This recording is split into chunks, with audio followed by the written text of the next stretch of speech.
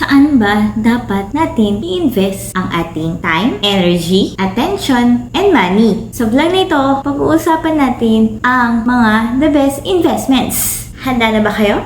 Ano ba yung concept ng investing at reinvestment? Paano ba yun? Saan ko nga ba dapat ilagay ang aking mga milyones? Ano ba ang tamang investment? Ang dami mong bang tanong? Halika't sagutin natin sa vlog na ito. Oo nga pala. Ako po pala si Angelica Manindi Gamayo or Angel Gamayo, your angel in doing business. Ako po ay isang entrepreneur and business consultant na may 10 years of experience doing business. Ako rin po ay dating empleyado bago ako naging full-time entrepreneur and business owner. Marami na rin pong maging mga kapalpakan, mga failures. Aside doon, marami din namang naging mga magaganda at mga mabubuting pangyayari na hanggang ngayon ay nagnenegosyo pa din at ipinaglalaban ang negosyo. Sa vlog na ito, ibabahagi ko naman sa inyo yung mga the best investments for our time, attention, energy, our money, and other resources. Ano ang mga dapat pang gawin sa mga ito? Ano ang dapat nating iwasan? Maaga kasi akong nag-start in financial literacy dahil sa isang kaganapan ng buhay ko. Bata pa lang ako, hindi lang ako sinasabihan ng magulang ko na just to save and save and save. But also, the word na invest mo yan. Invest your money into something. Sa mga magulang ko rin, natuto ako into buying and selling sa stock market. Sa kanila ko yun unang mga narinig when I was in college. Yan. Pag kailangan ng tuition fee ng kuya ko before, magbebenta lang ng stocks. Yan. At may pang tuition fee na ang aking mga kapatid. Yung mga words na investments, insurance, when I was in college, medyo familiar na rin and mahilig ako nga magbasa ng mga books. So the first na klase ng investment or kung saan ka dapat mag-invest is you have to start investing in yourself. Yes! Investing on yourself is the first step to financial confidence. Kasi yung salitang financial freedom, budol yun, okay? Wala naman talagang financial freedom. Wala naman nakakaalis. Or yung mga word na passive income, yan. Those things are created, pinagtatrabahuhan yun na malupit. Magsimula ka muna sa sarili mo. Diba? If you want change, start with you. And that's starting inside. Kung sana yung lalabas at makikita yan. So, we start with our inner self. Invest in yourself, invest in knowledge, different learnings and skills na alam mong hindi lang to magiging profitable on you but it would be also profitable for others. Yan, nakakatulong para sa iba. Ito yung mga talents natin na mas doon natin binibigay yung ating attention, yung ating energy and time and our resources sa ating sarili mismo. Kung ikaw ay estudyante pa lang, you are eager to learn, read books. Dami niyan available na ngayon. Or paglaruan si AI, Artificial Intelligence. Dami ng different platforms, online resources ngayon, YouTube universities, different websites where you can learn. And of course, while learning, you have to apply it also. Kasi mas madali ang learning pag nai-apply siya agad. And mostly, nasi-share siya. Sa concept ng investing in yourself, yes, may pagka-selfish siya, but it's for yourself. Diba? Pero you're doing it na mag-improve, continuous learning, like ako. Bakit ako nagka-content creator ngayon? And also doing, I'm doing content creations.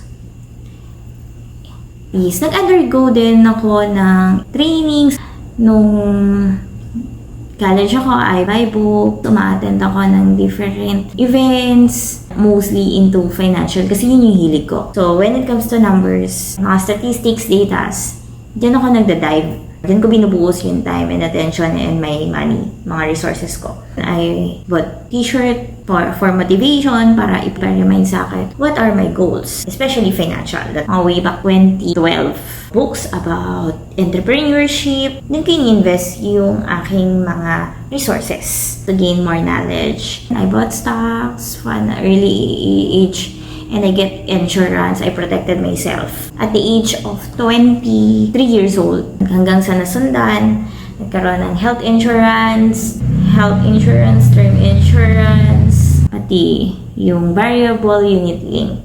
It's all under my name. It's all under subscription. And lastly, nag-join ako sa isang program which is the Kasosyong Malupet Content Creation Program of Kasosyong Arvin. So, ito nga. Alaki yan ng transformation. Nakakatulong na ako ngayon for my kapwa entrepreneurs para maging aware sila sa different business na pinapasok nila. For the business legalities, nakakapag-inform tayo. And nabibigyan natin ng awareness yung mga nagnenegosyo at gustong pasukin ng pagnenegosyo. Yan, regarding accounting and taxation. So, continuous learning for ourselves to be relevant. Yun yung investment na hindi siya mananakaw, na ma-maximize ko yung mga resources na meron ako. And at the same time, nakakatulong ako para sa iba because I share it. So, tinatanggal natin dito yung kadamutan. Mas mabilis ako natututo when I share things. My experience and knowledge, nagkakaroon ng validation at mas lumulupit pa. Everything that you give, it will come back to you in a different form or we pay it forward. Diba? And the second is invest in your family. Yes. So, your time, your attention, and energy, kaya tayo nagtatrabaho malupit because of a better life for our family. We want to give them the best life more than we experience. Dati nagdenegosyo lang ako just because I just want to work and achieve my personal mission. When you invest your time and your attention with your family, kahit anong mangyari kasi is blood is thicker than water. Malaking part yung pagkakaroon ng magandang pamilya, magandang samahan sa pamilya. Yung nagkakaunawaan, nagkakaintindihan, nagsusuportahan, yung mismong family mo, yung mga kakampi mo, then in your life, yung iyong partner. For me, sobrang swerte ko kasi I have my parents and my siblings na sinusuportahan ako sa pagnenegosyo. Masasabi ko nga na sila yung investor ko sa buhay ko. I mean, sa buhay ng pagnenegosyo ko. Isa sila naging reason why I execute my business at bakit pa ako nagpapatuloy. We want a better life for our family. Kung may gusto tayong hilahin pataas, di ba? Unang-una na yan sa listahan natin, yung pamilya natin. And kung may maganda tayong relationship with our family, andaling lumipad sa family, walang nalileft behind or walang pabigat or nakaasa na lang. So we want to be out of that mindset. Kaya invest in your family. Next investment is invest in a community, in a good network. Like I am connected with women entrepreneurs where I join different trainings then for the women. Mostly ngayon, ubos yung time ko and energy and my expertise, my skills is in a community na nakakatulong ako and mas nagbibigay sa akin ng motivation, which is the Kasosyong Malupet Group by Kasosyong Arvin nga. Kung kahalagahan kasi ng community is nasusuportahan ka, at the same time nakakapag-share ka, no judgment din. And ayun nga yung hilaan pataas. For me, ma-dedicate ko man yung oras ko or magbigay man ako pero hindi ako nanghihingi ng kapalit. Masaya nakakapagbigay at nakakatulong sa mga kapwa ko din na entrepreneurs. Because of that support, pagmamahal mo sa kapwa mo, negosyante, ito yung investment na hindi ka naghihintay ng kapalit.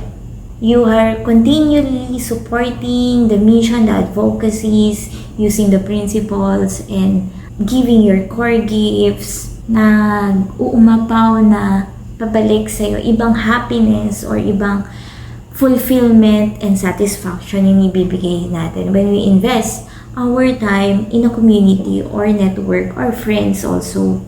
Yan. Kasi kung naliligiran tayo ng mga mabubuting tao, mabubuting gawa, and then na magagaling, mababangis, for sure din, kagalingan din natin, diba? If we don't want to progress, we have to progress with people that motivate us, inspire us. Yung impact na nagagawa niya is walang katapusan. Yan, na nag-create, yun yung snowball effect nga. Yan yung nagagawa ng pag-i-invest in the right community and friends and networks. Lastly, for me, the best investment is to invest in God.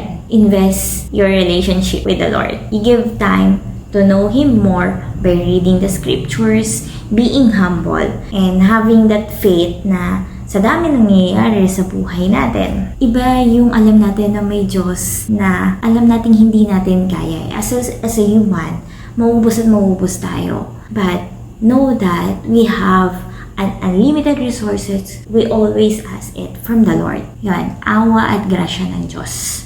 Lagi nga natin napapakinggan or yung sa lawikain na nasa tao ang gawa, nasa Diyos ang awa. Especially sa buhay pag negosyo. Up and down yung emotions or even our challenges in life. There are times that we win, there are times that we learn. I cannot say that it's a failure. Ang failure lang is once you really stop on growing or nag-stop ka na sa pinaglalaban mo. Meron kasi you pause lang din naman. And those pause moments or yung difficulty moments natin, and especially when we are up then, pag nagtatagumpay na tayo sa mga ginagawa natin, sa negosyo natin, know that it's important that we have God in our life. Siya kasi yung resources na hindi nauubos, siksik, liglig at nag-uumapaw. Yun lang yung masisigurado ko that if I don't have faith in God, I don't know kung ano mangyayari sa akin. O kung wala ang Diyos sa buhay ko, wala na ako dito. Hindi na ako nagpapatuloy and I'm not seeking any more guidance or I'm just doing it on a selfish way. Kaya naman yung mga ating time, energy, resources, salapi man yan, we invest it in the different times. O ayan na, wala sa Google ng mga binanggit ko or different platforms. Yung mga binahagi ko is based from my 10 years of experience doing the business in 30 plus years na nabubuhay tayo dito sa mundo. So when we invest it on ourselves, on a growing relationship with the Lord, on our family and our networks and friends, ay for sure, na-invest natin sa tamang mga paraan, sa tamang mga tao, sa tamang mga habits, and we have the discipline and consistency of that, na-reinvest natin ng mga bagay-bagay na yon, it really satisfy us yung pagiging human natin o pagiging tao dito sa mundo. Know that hindi ka nag-iisa, kaya naman binahagi ko sa iyo dahil alam ko na makakatulong yan kung anong pinagdadaanan mo ngayon, and kung may mga resources ka nga, ay for sure na pag in-invest mo yan sa mga binanggit ko, sana makatulong sa pagde-decide mo kung saan ka dapat ba mag-invest. I hope nakatulong ang vlog na ito. If you want to join us in our community also na all about business, kung may mga concerns ka at gusto mo mapalago palalo ang iyong negosyo, join us to be a better Filipino citizen na may malasakit at may puso na nagsisilbi sa kapwa niya entrepreneur with the purest intention na hindi naghihintay ng kapalit. Magsama-sama tayo, baguhin at mas maging mabuting Pilipino. Kung nagustuhan mo to, mag-iwan ka naman ng malupit na comment. And also share this. Please like and subscribe to this channel and know that mahalaga ka and there are good, better, and best ways to execute things. Paalam!